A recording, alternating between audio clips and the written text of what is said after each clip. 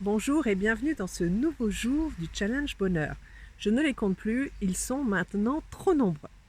Alors aujourd'hui, j'ai envie de vous parler du lien entre bonheur et colère. Alors vous allez me dire sûrement, évidemment, ça ne fait pas bon ménage du tout le bonheur et la colère. Oui, mais, et il y a un mais, parce qu'il y a deux colères. Il y a la colère qui nous prend contre quelqu'un, contre un système, contre une organisation, contre un État, contre une situation aussi, par exemple. Et celle-là, il faut faire très attention, et veiller à baisser le volume. Vous savez comme on baisse le feu sous une casserole qui bout déjà? Parce que la colère nous met hors de nous, ça veut bien dire qu'on ne gère plus rien. Et donc, comme l'objectif est d'être maître et maîtresse de nos émotions et de nos sentiments, de nos paroles, il ne faut pas blesser l'autre volontairement par nos paroles ou nos gestes. Il faut faire très attention à cette colère-là.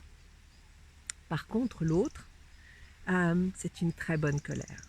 C'est la colère de la révolte. Je ne sais pas si vous l'avez déjà ressenti. Pour moi, elle s'exprime de la manière suivante, elle monte des tripes.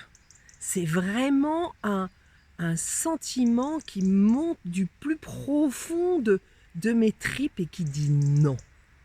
Non à une situation de maltraitance. Non à une situation d'irrespect me concernant. Et là, c'est une sorte de rejet absolu, comme une sorte de presque quelque part, on vomit ce non, tellement ça nous insupporte d'être maltraité. Et celle-là, je dirais que c'est une très bonne colère de révolte. Parce que on a tendance souvent à accepter d'être maltraité par les uns, par les autres. On se dit, oh, quoi faire? Bon, allez, on va pas se fâcher. Oh, il va falloir que je lève la voix. Oh, ça va être difficile, ça va être pénible, le conflit. Personne n'aime le conflit, d'accord?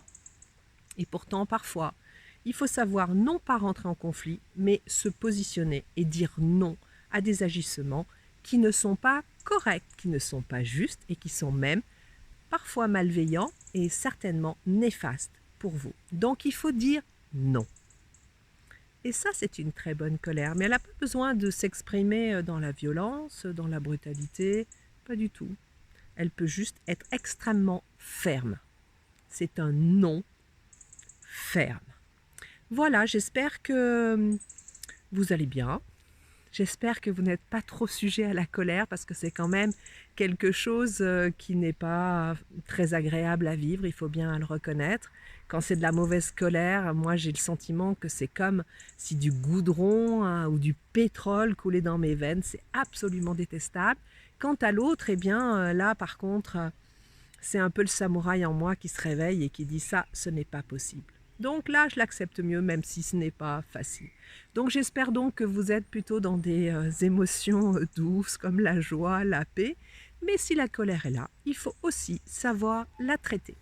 Voilà, je vous souhaite une très bonne journée et je vous dis à demain.